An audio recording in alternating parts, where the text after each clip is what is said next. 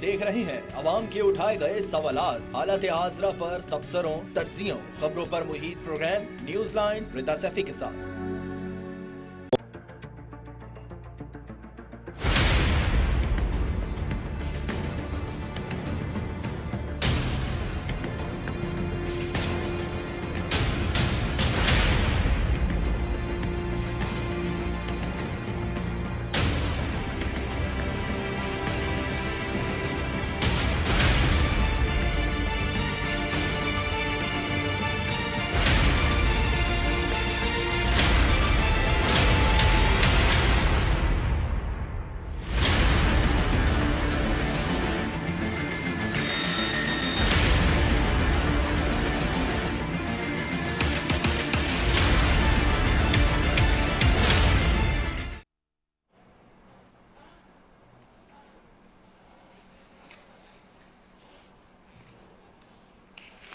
अस्सलाम वालेकुम, मैं हूँ रिता सैफी। नाज़रीन, अब से कुछ मिनट पहले की मैं बात करूँ तो वज़ीर आज़म शहबाज शरीफ ने फील्ड मार्शल आसिम मुनीर की बतौर चीफ ऑफ डिफेंस फोर्सेस तैनाती की समरी ऐवान सदर भिजवा दी है। Field marshal general Asim Munir chief of army staff के साथ साथ चीफ ऑफ डिफेंस फोर्सेस भी होंगे, ये उस समरी में कहा गया है।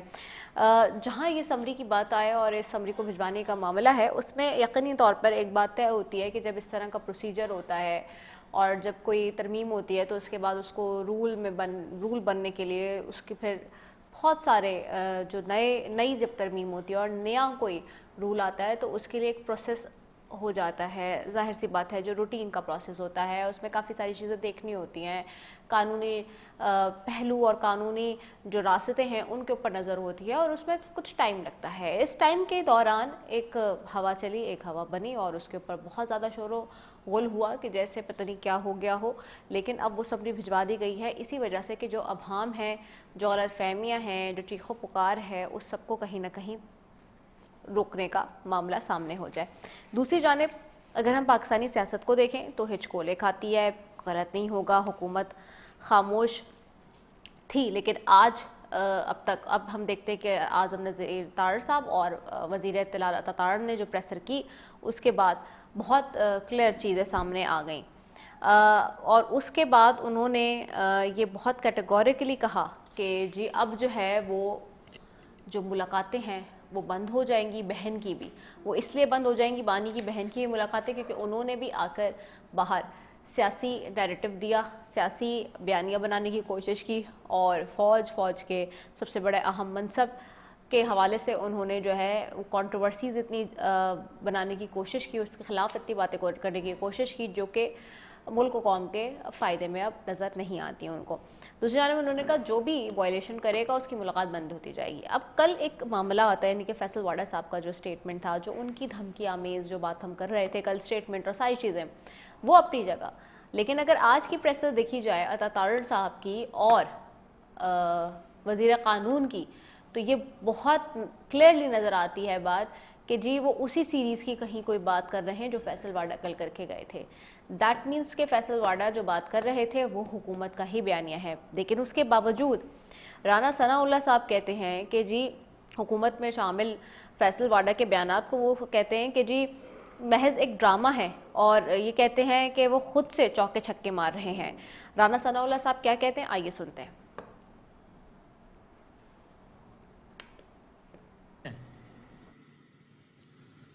नहीं, इस तरह से यानी धाड़ने ललकारने की तो मैं नहीं समझता कि इन मामलात में ज़रूरत है, लेकिन फैसल वाडा साहब का क्योंकि प्यार भी बहुत रहा है और उस वक्त भी फैसल वाडा साहब जो है उनका अंदाज यही होता था। हाँ। तो अब जब नाराज़गी हुई है तो नाराज़गी भी फिर कुछ ज़्यादा ही है। तो राना सनाउल्लाह साहब क्या कह रहे हैं आपने सुना। दूसरी जानिब इसी हवाले से अलीमा खान साहिबा कहती हैं कि जो है हम ना डरते हैं, और फैसल वाडा साहब के बयान पर उन्होंने कहा कि इस धमकी जो दी है उन्होंने, उनके रद्द-ए-अमल में उन्होंने कहा कि हमें जेलों की धमकियाँ दी जा रही हैं मगर हम जेलों से नहीं डरते हैं। क्या कहती हैं अलीमा साहिबा, आइए सुनते हैं। हम तो पहले कह चुके हैं जेलों में डालना डालो, क्या धमकियाँ ना दो, जेलों में डालना डाल दो। क्या हम इनके जेलों से डर रहे हैं? ये किस किस को जेल में डालेंगे? पूरे पाकिस्तान को जेल भरेंगे? हमें डर नहीं लग रहा। ये अल्लाह से डरें। अच्छा, ये अल्लाह से डरें, और अल्लाह से डरने की बात आज ये भी करी, और आज एक प्रेसर में आता तार साहब भी यही कह रहे थे कि ये अल्लाह से डरें। अब सब एक दूसरे को अल्लाह से डरने के मशवरे भी दे रहे हैं, ये भी एक बात बड़ी सामने वाज़े तौर पर आ रही है। और ये इस सब में ये भी एक बहुत बड़ा सवाल है, जब ये सारे मामला चल रहे थे वहीं बैरिस्टर सैफ का आज एक बहुत अहम बयान सामने आया है, जो कि पाकिस्तान तहरीक इंसाफ के बड़े वोकल पर्सन कहलाए जाते हैं, और सारा सब उन्होंने कहा कि तहरीक इंसाफ के भी इस्टेब्लिशमेंट के साथ ताल्लुकात थे, और इख्तलाफात आ जाना इस बात की दलील नहीं है कि ताल्लुकात मुकम्मल तौर पर ख़त्म हो गए हैं। वो कहते हैं कि इस्टेब्लिशमेंट के साथ राब्ते इस्तवार के बगैर इस मुल्क में सियासत नहीं की जा सकती, और मेरा ख्याल है कि इस वक्त सियासी जमातों इस्टेब्लिशमेंट के दरमियान राब्ते होने चाहिए। तो ये बहुत बड़ा सवाल है कि अपोजिशन मुसलसल दबाव में है, और एक जारहाना अंदाज़ हमें हुकूमत का नज़र आता है इस सारे मामले में, क्योंकि अगर फैसल वाडा, तातार और आज़म नज़ीर तार साहब की प्रेसर देखें तो वो बड़ी क्लियर है, वो कैटेगोरिकल है। साथ ही अलीमा साहिबा कहती हैं कि जेल की धमकियाँ क्यों दी जा रही हैं, राना सनाउल्लाह साहब की जो तंज़िया गुफ्तगू है वो किसके लिए है, ये सारी चीज़ें हैं। और फिर अब फाइनली जी वो समरी भी भेज दी गई है, जिसके ऊपर एक बहुत बड़ा बयानिया बनाया जा रहा था, जैसे जो है वो सफ़ा पलट गया हो या सफ़े में कुछ दराड़ आ गई हो। इसी सब पे बात करेंगे। मेरे साथ मौजूद है centre Bilal Ahmad Khan peoples party से, अंजुम वकील खान साहब हैं MNA हैं मुस्लिम लीग नून से, डॉक्टर शफकत अयाज हैं वज़ीर हैं IT के PK के सूबाई वज़ीर। आप तीनों मौजूद मेहमान का बेहद शुक्रिया। अंजुम वकील साहब, सबसे पहले आपकी तरफ आऊँगे। अंजुम वकील साहब, ये दैट इज़ वेरी ऑब्वियस कि जब एक नया कोई रूल पास होता है, कोई तरमीम होती है, कोई अमेंडमेंट आती है, तो उसके बाद जो है वो लाजमी तौर पे उसके प्रोसीजर तो एक होता है, लेकिन ये प्रोसीजरल प्रोसेस, लोग कहते हैं कि जी जब अमेंडमेंट हुई उसी वक्त हुकूमत को पूरा कर लेना चाहिए था और डिले नहीं होना चाहिए था। डिले होने की, जब डिले हुआ तो उसकी वजह से काफ़ी ज़्यादा जो है वो हजीमत कह लें या लोगों को मौका कह लें, लोगों को मौका मिला कि जी उन्होंने आपकी के ही अगर एंगल से देख लें कि जी प्रोपेगेंडा हो गया या जो भी हुआ वो सो एंड ऑन सो, वो सिर्फ पाकिस्तान से नहीं बल्कि मुल्क से बाहर भी जो लोग बैठे वहाँ से भी सारी आवाज़ें आती रहीं, नॉट इवन हियर, और डिफरेंट टेलीविजन पे भी हम सुनते रहे। तो ये डिले क्यों हुआ था, और अब तो चूँकि हो गया है, तो क्या कोई खासी वजह थी जो सामने आती है? बिस्मिल्लाहिर्रहमानिर्रहीम।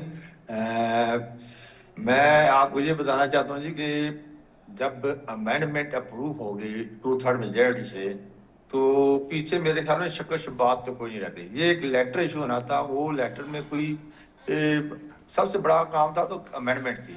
जब वो अमेंडमेंट 2/3 मेजॉरिटी से पास हो गई तो उसमें तमाम बताती जमातें शामिल हुई, तो ये तो एक लेटर जो इशू होना था, ये मसला कोई नहीं था। इसमें कोई ज़ाहिर है कोई नोक चोक रहती होती है, एक ओहदा जो कितने अरसे से चला रहा है उसको ख़त्म किया जा गया, उसकी जी शिफ्टिंग होती है। इस शिफ्टिंग के लिए बहुत सारे चीज़ें देखनी पड़ती हैं और कोई बहुत सारे उसमें जो लीगल पहलू देखने पड़ते हैं। इस वजह से ये थोड़ा सा लेट हुआ है, लेकिन लेट होने से हमारे जो पाकिस्तान का मजाक उड़ाने वाले या यहाँ पर इंतशार कराने वाले लोग हैं, उनको ज़रूर एक मौका मिला है जी कि उन्होंने अनसर्टेनिटी मुल्क में पैदा करने के लिए ये सारा उन्होंने ड्रामा रचाया है। लेकिन वो तो शुरू से ही, जब से ये मैं और कहूँ कि ये लोग इस मुल्क में सियासत तो नहीं शुरू करने बात साथी तौर पर ये आए हैं, तो इन्होंने किसी लम्हे भी मुल्क में एक अमन की या सुकून की बात है कि हर वक्त ये मुल्क में इंतशार की बात करते रहते हैं। तो उससे अल्हम्दुलिल्लाह आज वो भी ख़त्म हो गया। अब नया पॉइंट इनके पास कौन सा होगा मुल्क में इंतशार पैदा करने के लिए? आज उनके जो चीफ मिनिस्टर हैं वो भी मीटिंग में आ गया है, SIFC की मीटिंग में, NFC की मीटिंग में आज वो भी आ गए। तो मेरे ख्याल में अब PTI को सीख भी लेना चाहिए। और जिस तरह आप बैरिस्टर साहब की बात कर रहे थे, ठीक है, अब जो इनके थोड़े बहुत सियासी सूझबूझ रखने वाले लोग हैं वो सोचने में मजबूर हो गए हैं कि हम लड़ाई नहीं लड़ सकते, और लड़ाई लड़ के थक भी गए हैं। कितनी लड़ाई लड़ते, अब मेरे ख्याल में उनको पता है कि ये हुकूमत और मजबूत हो गई है, जमहूरियत और मजबूत हो गई है, और पाकिस्तान का जो डिफेंस जिन लोगों के हाथ में है, उन्होंने पाकिस्तान की जिस तरह दुनिया में इज्जत बनाई है, अपने से 6 गुना भारी मुल्क के शिकस्त देकर और फिर दुनिया में साबित किया है کہ الحمدللہ ہم نہ تو انتشار پسند لوگ ہیں، ہم پرامن لوگ ہیں، اور اس پرامن کا میسج جو ہے آج الحمدللہ آپ دیکھیں کہ امریکہ جیسا ملک وہ پاکستان کو تعریف کر رہا ہے، اور ساتھ ہمارے جو ان کے درینہ دوست اور ہمارے درینہ دشمن آج وہ ان کی خامیاں بتا رہے ہیں. تو اس لیے اب میرے خیال میں جو بھی پاکستانیت جن لوگوں میں ہے وہ تو انشاءاللہ ان فیصلوں سے مطمئن ہے، اور جو پاکستان میں انتشار اور انسرٹنٹی پیدا کرنا چاہتے ہیں ان کی آج تو میرے خیال میں ایک تو ان کی یہ خواہش ختم ہو گئی ہے. لیکن اللہ خیر کرے، ہم تو یہ دعا کرتے ہیں کہ جس طرح منسٹر صاحب کی سوچ ہے، اور آج جس طرح ان کے چیف منسٹر بھی میٹنگ میں آئے، ان کو ہوش آئے اور آ کے ملک کے پولیٹیکل نظام کو مضبوط کرنے کے لیے ساتھ چلیں، اور اسی سے کے پی کے مسائل حل ہوں گے، اور اسی سے آپ جو سیاسی بحران ہے ان کی اپنی پارٹی میں وہ بھی تب استحکام ہوگا. دیکھیں آپ پی ٹی آئی کتنے کالے دے چکی ہے، لوگ نکلنے کے لیے تیار نہیں ہیں. لوگوں کو پتہ ہے کہ کے پی کے میں ان کی 12 سال سے حکومت ہے، 12 سال میں یہ 12 سالہ جا رہا ہے، کنٹینیوٹی جا رہا ہے. انہوں نے کے پی کے میں کوئی تبدیلی لے کر نہیں آئے، اور آج جس طرح ہمیں ہری پور سے جس طرح ہمیں فتح ملی، اس کی بھی ایک یہی ہے کہ لوگوں میں اب احساس بیدار ہو گیا ہے کہ یہ پی ٹی آئی جو ان کی پارٹی ہے وہ جب بھی آتی ہے وہ سائے گال کے اور انتشار کے کوئی کام نہیں کرتی. اور آج بھی 12 سال میں دیکھیں کوئی میگا پروجیکٹ کے پی کے میں انہوں نے نہیں کیا جسے کے پی کی عوام آج ذکر کر سکے یہ پی ٹی آئی نے کے پی کے لیے کوئی کام کیا ہے. اسی طرح 3.5 پونے 4 سال وہ وفاق میں رہے ہیں، وفاق میں کوئی ایسا کام نہیں کر سکے. کہ آپ جانتے ہیں کہ جب وفاق میں یہ تھے تو پاکستان گرے لسٹ میں چلا گیا تھا، پاکستان ڈیفالٹ میں چلا گیا تھا، یہ باتیں ہو رہی تھیں کہ آج جا رہا ہے کل جا رہا ہے. لیکن اللہ تعالیٰ کے فضل کرم سے جب پی ڈی ایم کی حکومت آئی اور پھر اس کے بعد الیکٹڈ حکومت وزیر شہباز شریف صاحب آئے تھے، انہوں نے پورے نظام کو نہ صرف سنبھالا بلکہ آج پاکستان کو پوری دنیا میں ایک تیزی سے ترقی کرتے ہوئے ملک کی طرح دیکھا جا رہا ہے، اور مضبوط ملک کی حیثیت سے دیکھا جا رہا ہے. تو یہ میرے خیال میں ان کو دیکھنا چاہیے کہ عوام بھی دیکھ رہی ہے کہ 4.5 پونے 4 سال میں پاکستان خارجہ پالیسی کے لحاظ سے تنہا ہو چکا تھا. آج الحمدللہ ہمارے کتنے دوست ہیں، یہ بھی اللہ کا شکر ہے کہ یہ پہلی دفعہ ہم نے خارجہ پالیسی میں اتنی کامیابی حاصل کی ہے، اور بہت سارے دوست بالخصوص مسلم ممالک اور اس کے بعد ہمسایہ ممالک ہمارے ساتھ ٹھیک ہوئے. آج الحمدللہ ایران ہمارے ساتھ بہت اچھے سے ساتھ جاتے ہیں.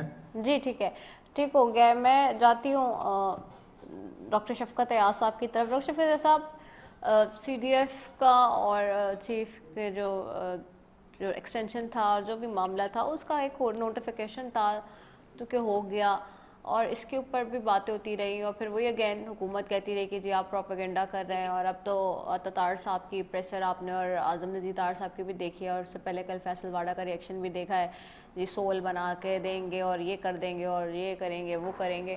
تو یہ انتشار کی سیاست جو ہے وہ تو اب نہیں کسی طور سے کام آ رہی. تو کوشش یہ نہیں ہے کہ بیرسٹر صاحب جیسے کہہ رہے ہیں کہ جو اسٹیبلشمنٹ ایک حقیقت ہے اور اس کے ساتھ جو ہے رابطہ استوار کے بغیر اس ملک میں سیاست نہیں کی جا سکتی.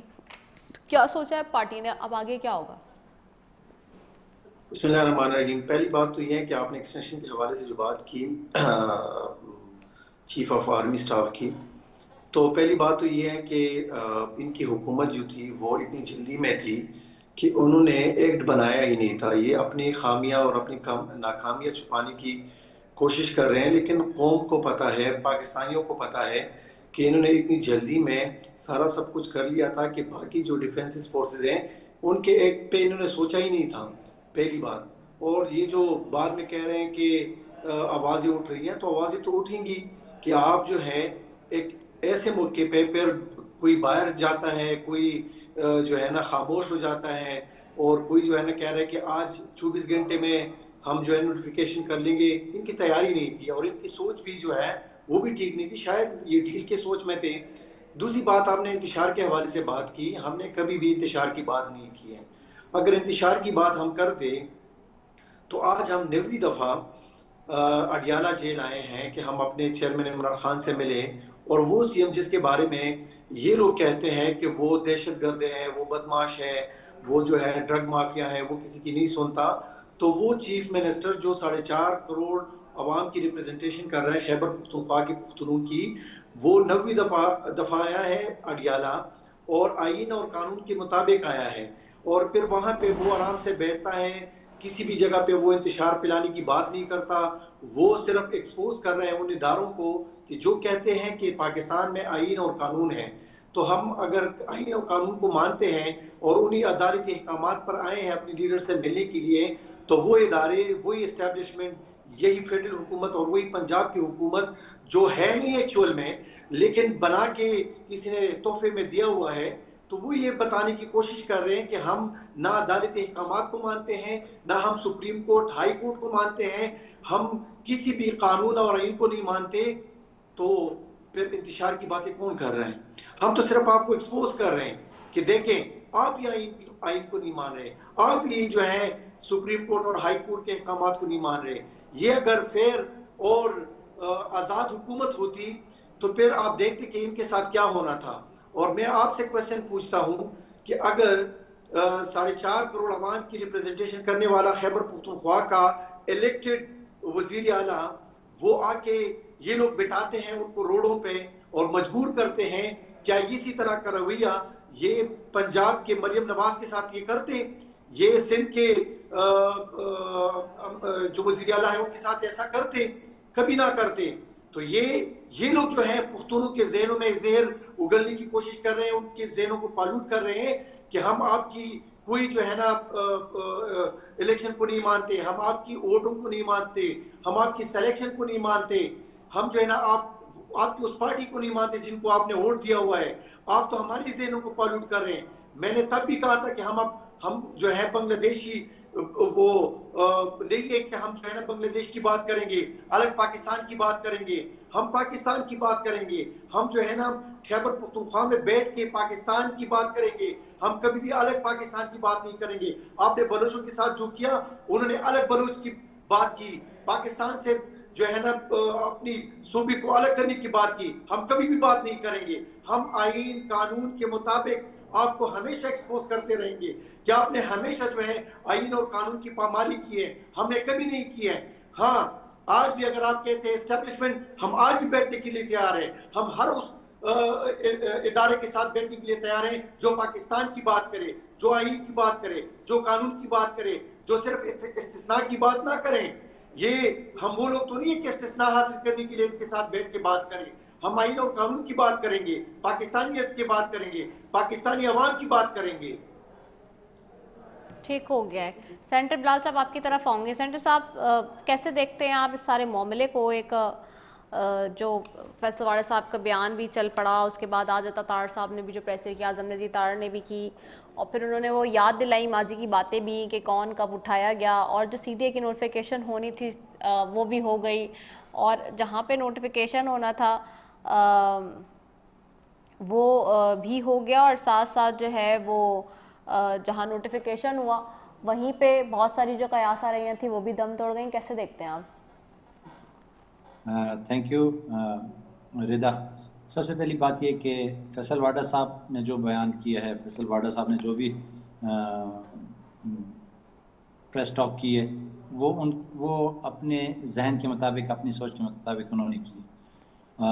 اس سے کیا ہوگا, کیا نتائج نکلیں گے, ظاہر بات ہے گورنمنٹ اس کو آن نہیں کرے گی, نہ گورنمنٹ کی طرف سے یہ بیان دیا. یہ فیصل واڑہ صاحب کا اپنی ذاتی رائے تو ہو سکتی ہے, جو فیصل واڑہ صاحب چونکہ سینیٹر ہیں, آزاد ہیں, تو کچھ بھی کہہ سکتے ہیں, کچھ بھی بول سکتے ہیں. جہاں تک آپ نے بات کی کہ نوٹیفیکیشن, جی بالکل نوٹیفیکیشن میں کچھ ٹیکنیکل چیزیں ہوں گی جس کی وجہ سے نوٹیفیکیشن لیٹ ہوا.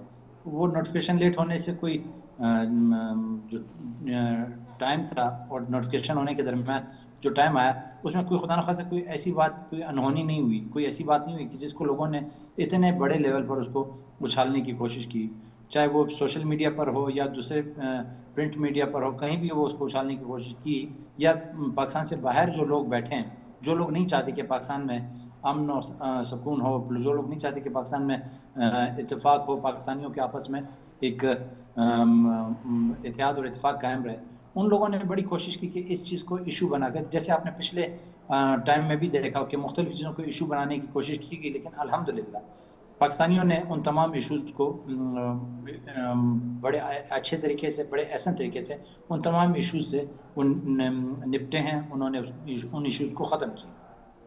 چونکہ ہم ایک قوم ہیں، ایک ملک ہیں، تو ملک میں اس طرح کے معاملات، اور چونکہ اس وقت اب ہم ارتقاء کے عمل میں چل رہے ہیں، دنیا کی اگر آپ جمہوریت کا وہ لے لیں، تاریخ لے لیں، امریکہ کی تاریخ، فرانس کی تاریخ، انگلینڈ کی تاریخ، تو وہ سینکڑوں سالوں پر محیط ہے۔ ہم تو ابھی ہمیں تو بالکل ابھی 77 سال 78 سال ہوئے ہیں اس جمہوریت کی پٹری پہ چلتے ہوئے، تو 77-78 سالوں میں ظاہر بات ہے کہ نئی جمہوریت، نیا سسٹم، نیا حساب کتاب، اس کو لے کر جب ہم چیزوں کو کلیئر کرتے جائیں گے اب تو وہ پھر وقت کے ساتھ ساتھ ہم پچھلے جو غلطیاں کر چکے ہیں ان غلطیوں کو ہم ٹھیک کرتے جا رہے ہیں، اور یہ وقت لگے گا اس کو ٹھیک ہونے میں۔ مجھے امید ہے کہ انشاءاللہ ہم ان ممالک سے جلدی اپنے معاملات جو بگڑے ہوئے ہیں، نوٹیفیکیشن ہونے سے کوئی مسئلہ جو جن کو تھا ان کو اب تسلی ہوگی، جو لوگ یہ چاہتے تھے یا جو لوگ یہ بیان کرنا چاہتے تھے، یا جو لوگ یہ باہر سے بیٹھ کر میڈیا کے طور پر میڈیا میں اس چیز کو ہائی لائٹ کرنا چاہتے تھے اور ایک انارکی کی صورت پیدا کرنا چاہتے تھے، الحمدللہ ان کو جواب مل گیا۔ ٹھیک ہو گیا ہے الحمدللہ۔ چلیں یہ تو نوٹیفیکیشن اور یہ سارے معاملات ہو گئے، آ جاتے ہیں جی اب گورننس کے کچھ معاملات پر۔ آپ کے پاس آؤں گے انجم وکیل صاحب، یہ چیزیں ہوتی رہیں گی۔ اب عوام پوچھ رہی ہے بھائی اب اپنی ان نوٹیفیکیشن اور ان امینڈمنٹ سے باہر آ کے کچھ ہمارا بھی سوچ لیں، کچھ ہمارے لیے بھی کر لیں، جس میں ایک سب سے اہم بات آج NFC 11واں NFC کا افتتاحی اجلاس ہوا ہے، جس میں مالیاتی امور پر ورکنگ گروپس بنانے کا فیصلہ بھی کیا ہے۔ اب 28ویں ترمیم کی بات ہو رہی ہے، جس میں NFC کی بات ہو رہی ہے، جس کے اندر نئے صوبوں کی بنانے کی بات ہو رہی ہے۔ کراچی میں بھی ایک حالیہ واقعہ ہوا، وہ آپ نے دیکھا کہ کس طرح سے اس کے اوپر صورتحال بنی۔ حالات یہ ہے کہ ہم پیچھے جا رہے ہیں۔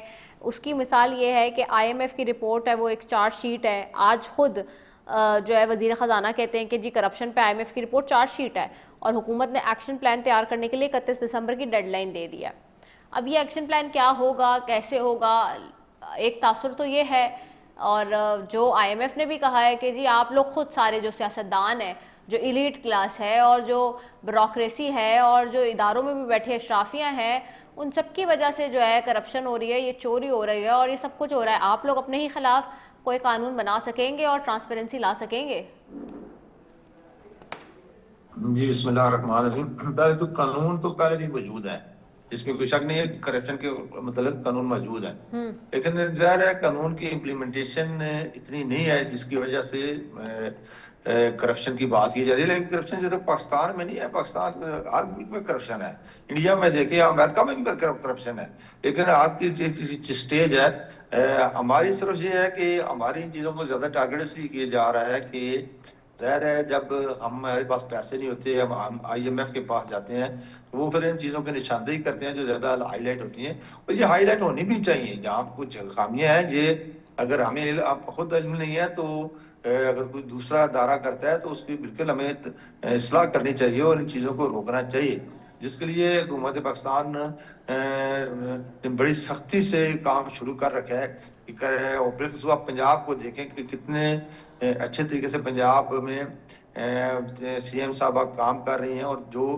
پنجاب ایک سب سے بڑا صوبہ ہے، 12 کروڑ سے زیادہ اس کی آبادی ہے، اور اس کی آپ دیکھیں کہ ایک ہر تحصیل میں کام ہوتا ہوا نظر آ رہا ہے۔ لیکن آپ باقی صوبے دیکھیں، باقی بھی 3 صوبے ہیں، ان میں دیکھیں کہ وہ حالانکہ چھوٹے صوبے ہیں، وسائل ان کے پاس بھی ہیں، لیکن کام نہیں ہو رہا۔ اور یہی چیزیں لوگوں جس طرح آپ ذکر کر رہی ہیں، کراچی میں وہ ایک پرسوں 2 دن پہلے ایک بچہ گٹر میں گر کر فوت ہو گیا، اور ایک کل کی بات ہو رہی ہے بچی گری ہے لیکن وہ بچ گئی ہے، لیکن یہ بالکل خامیاں ہیں، اور اس میں وسائل لگتے ہیں لیکن ان وسائل پہ صحیح لوگوں کو بینیفٹ نہیں پہنچایا جاتا۔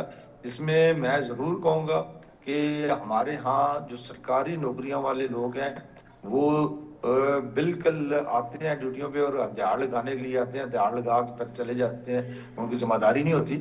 یہ ذمہ داری ہونی چاہیے، اور اب وقت وہ نہیں رہا کہ چیزیں چھپ سکیں، اب بالکل چیزیں سامنے آتی ہیں، تو اس لیے آپ دیکھیں گے کہ انشاءاللہ وقت کے ساتھ ساتھ کہ کرپشن کو بھی کنٹرول کیا جائے گا، اور جس طرح پنجاب میں اور اسلام آباد میں جس طرح کام ہو رہے ہیں انشاءاللہ باقی صوبوں میں ہوئے تھے، جب کام ہوتے ہوئے نظر آئیں گے، لوگوں کو معیار زندگی بہتر بنتا ہوا نظر آئے گا، تو خود کرپشن جو ہے وہ ختم ہو جائے گی۔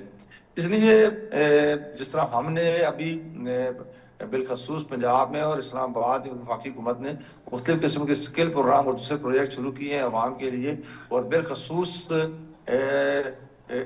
جو ہم نے مزید یونیورسٹیاں اور کالج جس طرح انہیں بنا رہے ہیں، اس سے لوگوں میں شعور آئے گا اور لوگ اپنے حق کو پہچانیں گے۔ لیکن آج بدقسمتی سے جو لٹریسی ریٹ ہے ہمارا بہت کم ہے، اور لوگوں کو اپنے حق کا پتہ ہی نہیں ہے کہ ہمارا حق کیا ہے۔ دیکھیں ایک آدمی خدا نخواستہ تھا پولیس اسٹیشن جاتا ہے تو وہ ویسے ہی کھو جاتا ہے، تو اس لیے اس کو اگر اپنے رائٹس کا علم ہو تو وہ شاید وہاں بات کر سکے۔ اس لیے ایجوکیشن کو ہمیں پروموٹ کرنا پڑے گا تاکہ ان چیزوں کو ہم روک سکیں۔ اسی طرح جو باقی ادارے نو ڈاؤٹ آپ کہہ رہی ہیں کہ کرپشن ہے، وہاں لیکیج ہے، وہ لیکیج تو ویسے تو دنیا میں ہر 1% منیمم لیکیج کی ہوتی ہے، لیکن مجھے ضرور کہنا چاہیے کہ اگر پاکستان میں نشاندہی ہو رہی ہے کہ زیادہ ہے تو اس کو حکومت ٹھیک کنٹرول ہو کرے گیا، گی صحیح ہے۔ انشاءاللہ۔ ڈاکٹر شفقت ریاض صاحب آپ کی طرف آؤں گی۔ انجم وکیل صاحب کہہ رہے ہیں کہ جی پوری دنیا میں ہوتی ہے کرپشن، تو لیکیج بھی ہوتی ہے۔ اب ایک طرف یہ معاملہ ہے، آپ کیسے دیکھتے ہیں؟ کے پی کی حکومت پہ بھی بہت زیادہ تنقید ہوتی ہے کہ جی کام نہیں کرے، گورننس کا معاملہ ہے، صرف بانی کے لیے لگے ہوئے ہیں۔ آپ بھی عوام کو ریلیف اور چیزیں کیسے دیں گے اب، اور کیسے ہوگی عوامی حکومت اب؟ جی ہم تو بار بار یہی کہہ رہے ہیں نا کہ کون لوگ ہے جو یہ کہہ رہے ہیں کہ باہر کرپشن ہو رہی ہے تو یہاں پہ بھی ہونے دیں، باہر جو ہے بدکاریاں ہو رہی ہے تو پاکستان میں بھی ہونے دیں۔ لیکن یہ نہیں ہو سکتا، اور اسی بیانیہ کے ساتھ آپ ملک کو نہیں چلا سکتے۔ آپ کو اگر حکومت ملی ہے یا ہمیں حکومت خیبر پختونخوا میں ملی ہے تو ہمارا کام یہ ہے کہ ہم گورننس میں بھی کام کریں اور ہم ان چیزوں کو بھی کنٹرول کریں کہ کیوں کرپشن ہو رہی ہے، کیوں جو ہے نا ایسے لوگ کلم کلہ بیٹھ کے جو ہے کرپشن کریں۔ گورننس کی بات آپ نے کی، خیبر پختونخوا میں جو کام ہو رہا ہے وہ اس کے ساتھ تو پنجاب کا بھی مقابلہ کر ہی نہیں سکتا۔ حالانکہ ہم نے اس سے پہلے بھی ان کو کہا تھا کہ کبھی ڈیبیٹ کرائیں ہمارے درمیان، کہ ہم لے کر آئیں چیزوں کو کہ کون کون سے پروجیکٹس کمپلیٹ ہو چکے ہیں، کون کون سے پروجیکٹ شروع ہیں اور کون کون سی چیزوں پہ ہم کام کر رہے ہیں۔ میرا واحد جو میرا ایشین آئی ٹی ڈپارٹمنٹ ہے 22 پروجیکٹس اس میں سٹارٹ ہیں، کہ جس میں ہم نے تمام کورسز کو ڈیجیٹائز کر لیا ہے، کہ 9th 10th first year second year کے کورس کو ہم نے ڈیجیٹائز کر لیا ہے۔ یہ تاریخ میں کبھی دیکھا نہیں ہے۔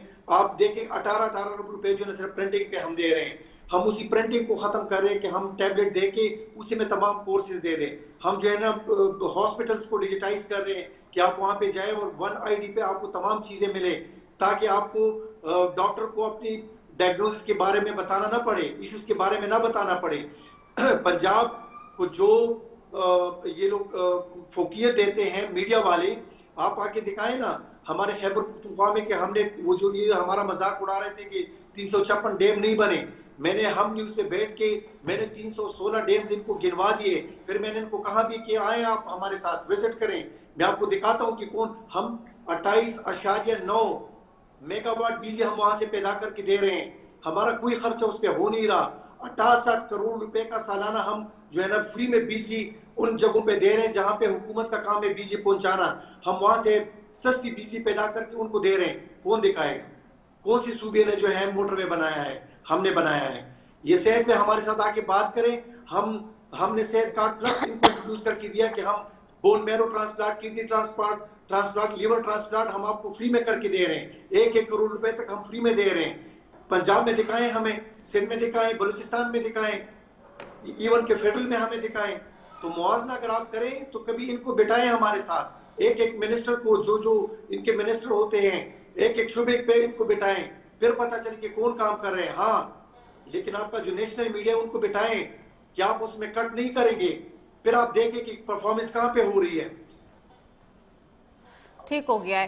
آپ کی طرف آتی ہوں سینٹر بلال احمد صاحب. سینٹر صاحب بہت تنقید ہوئی, پیپلز پارٹی کی حکومت ہے 17 سال سے سندھ کے اندر, کراچی کا دل خراش واقعہ ہوا, آپ نے دیکھا ایک بچہ گٹر میں جا گرا, اور یہ چیزیں ہم سنتے نہیں ہیں, یہ خبر اسلام آباد اور لاہور وغیرہ سے کہیں سے یا کہیں اور سے ہمیں ملے. انفارچونیٹلی اس شہر میں ہمیں یہ خبر ملتی ہے کہ جی دن دہاڑے بچے جو ہے وہ یا کوئی بھی شخص گٹر میں گر جاتا ہے اور پھر اس کی لاش ہی ملتی ہے. ہیونگ سیڈ دیٹ, کرپشن کی بات ہوتی ہے, گورننس کی بات ہوتی ہے, بہت زیادہ تنقید ہوتی ہے یہاں پہ بھی کہ جی 17 ایئرز نان سٹاپ آپ کی گورنمنٹ ہے یہاں پہ اور ساری چیزیں. اب لوگ کہتے ہیں گورننس پہ بھی بات کر لیں, کرپشن کے میگا اسکینڈلز کھل چکے ہیں, سب کچھ ہو گیا ہے, لیکن گورننس کی بات نہیں ہو رہی. اب تو سب کے من پسندیدہ نوٹیفیکیشن اور ترامیم ہو گئی ہیں, اب کچھ گورننس پہ بھی بات کر لیں یہاں لوگ کہتے ہیں. جی دیکھیں, جہاں تک آپ کرپشن کی بات کر رہی ہیں, کرپشن نو ڈاؤٹ, دیکھیں کرپشن جس طرح انجم وکیل صاحب نے بات کی, بالکل دنیا کے ہر ملک میں کرپشن ہے. اب یہ دیکھنا ہے کہ کس ملک میں کرپشن کی ریشو کیا ہے. ہمارے ملک میں شاید ریشو دیگر ممالک سے تھوڑی زیادہ ہو سکتی ہے, لیکن یہ ایسا نہیں ہے کہ کرپشن کنٹرول نہیں ہو سکتی. کرپشن کنٹرول ہو سکتی ہے لیکن 100% ختم نہیں ہو سکتی. یہ میں اس لیے کہہ سکتا ہوں کہ جہاں انسان کے بنائے ہوئے قوانین ہیں, انسان کے بنائے ہوئے معاملات ہیں, اس میں کہیں نہ کہیں لیکیج رہتی ہے. ہم 100% کسی چیز کو 100% اس دنیا میں نہیں کہہ سکتے ماں سوائے اللہ تعالیٰ کی ذات کو. تو لہٰذا کرپشن بالکل غلط بات ہے اگر کرپشن ہے, اور کرپشن نہیں ہونی چاہیے. میں بھی اس کے حق میں کہ کرپشن نہیں ہونی چاہیے. اب بات یہ کہ کرپشن کو روکنے کا طریقہ کار کیا ہے, کرپشن کو کم کرنے کا طریقہ کار کیا ہے, اس پر ڈسکس ہونی چاہیے. ہم ہمیشہ یہ بات تو کرتے ہیں کہ کرپشن ہے, کرپشن ہے, کرپشن ہے. یہ بتاتے ہیں کہ فلاں پی ٹی آئی کے دور میں پی ٹی آئی جو ہے وہ پچھلے 15 سال سے کے پی کے میں بیٹھی ہوئی ہے, اور ایک دفعہ اسے وفاق میں بھی گورنمنٹ ملی, پی ٹی آئی نے کرپشن کی. یہی الزامات ہماری پارٹی پہ سندھ کے حوالے سے یہ الزامات لگتے ہیں, اور اس طرح کے الزامات پنجاب پر لگتے ہیں یا بلوچستان پر لگتے ہیں. تو الزامات لگانا تو بڑا آسان ہے, ٹھیک ہے ہم مان لیتے ہیں کہ الزام لگے, لیکن کیا کبھی ہم نے اس ٹی وی پروگراموں میں بیٹھ کے ان الزامات کے حوالے سے کوئی روڈ میپ بھی دی ہے کہ اس کو ہم اس طرح ٹھیک کر سکتے ہیں, یا ہم نے یہ پلان دیا ہے اور اس پلان پہ ہم نے عمل کر کے ان چیزوں کو ٹھیک کیا. آپ سندھ کی بات کرتی ہیں, پیپلز پارٹی کی بات کرتی ہیں, یا پیپلز پارٹی کے معاملے کو اگر آپ ایک بچے کے انتقال کی بات کرتے ہیں, ایک بچے کا انتقال یا ایک بچے کی زندگی کا ختم ہونا, یہ بہت بڑی بات ہے کسی ملک میں, کسی شہر میں, کسی صوبے میں, یہ بہت بڑی بات ہے. لیکن اگر آپ یہ دیکھیں تو ہم تمام چیزیں, ہمارے لوگ یہ توقع کرتے ہیں کہ تمام چیزیں ہماری گورنمنٹ کرے گی. گورنمنٹ تمام چیزیں نہیں کر سکتی. جب تک آپ ہمارا معاشرہ گورنمنٹ کے ساتھ مل کر اپنے عمل کو یا عملی چیزوں کو اپنے طور پر بھی اس میں شامل نہیں کرے گا, اس وقت تک معاشرہ آگے نہیں بڑھے گا. اگر ہم اس ملک میں رہتے ہوئے ہر شخص اس ملک سے لاتعلقی اس طرح اختیار کرے کہ اگر کہیں خدا نخواستہ گٹر کا ڈھکنا غائب ہے, تو کیا وہ غائب ہوتے ہوئے کسی نے نہیں دیکھا؟ اس کو غائب کرتے ہوئے کون اس گٹر کے ڈھکنے کو لے کے جا رہا ہے, یا اس گٹر کے ڈھکنے کو ہٹانے والے کون ہیں؟ کیا اس آس پاس رہنے والوں کا یہ وہ نہیں بنتا, فرض نہیں بنتا کہ وہ اس کو روکیں کہ یہ گٹر کا ڈھکنا جو آپ لے کے جا رہے تھے اس میں کل آپ یا میرا بچہ بھی اسی طرح گر سکتا ہے. تو ہم ان چیزوں کو گورنمنٹ پر چھوڑ دیتے ہیں. گورنمنٹ بالکل کام کرتی ہے یا کرنا چاہیے, لیکن گورنمنٹ ہر جگہ تک پہنچ نہیں سکتی. گورنمنٹ ہر جگہ تک اگر پہنچے گی تو پھر معاملات لوگوں کو اس طرح ہوگا جیسے دنیا کے دیگر ممالک ہیں, جیسے چین ہو گیا, رشیا ہو گیا, اس میں تو تمام لوگوں کی زندگیاں جو ہے وہ گورنمنٹ کے کنٹرول میں ہو جائیں گی. جبکہ جمہوریت میں ایسا کچھ نہیں ہوتا. میں صحت پر آ جاتا ہوں. میں صرف مجھے صحت کی بات آپ نے کی, تو اس وقت گمبٹ جیسے شہر میں آپ کو جو state of the art institute ملے گا پاکستان میں شاید کہیں نہ ہو, اور وہ علاج فری کر رہا ہے. وہ بون میرو ہو, وہ کڈنی کا ہو, وہ ہارٹ کا ہو, اس طرح NICVD. اب کل آپ کی پوری میڈیا نے, پورے پاکستان نے دیکھا کہ ہماری پارٹی کے توسط سے اس SIUT کا بنیاد رکھنے والا عظیم ڈاکٹر جناب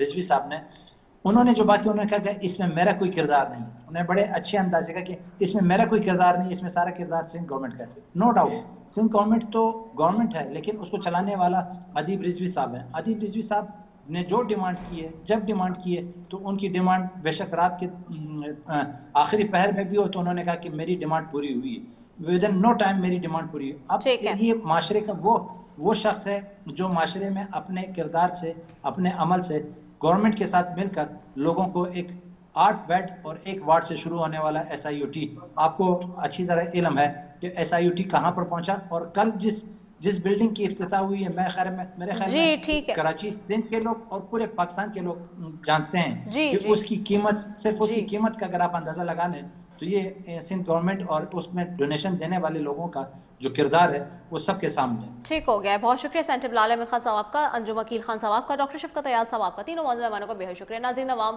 کے لیے کیا دوستانہ ماحول ہے، دوستانہ پالیسیز ہیں، کیا جمہوری حکومتیں اپنے اپنے صوبوں میں اور وفاق میں کام کر رہی ہیں، اس کا فیصلہ تو آپ ہی کر سکتے ہیں۔ اسی کے ساتھ اپنی میزبان سے دیجیے اجازت۔ پاکستان زندہ باد۔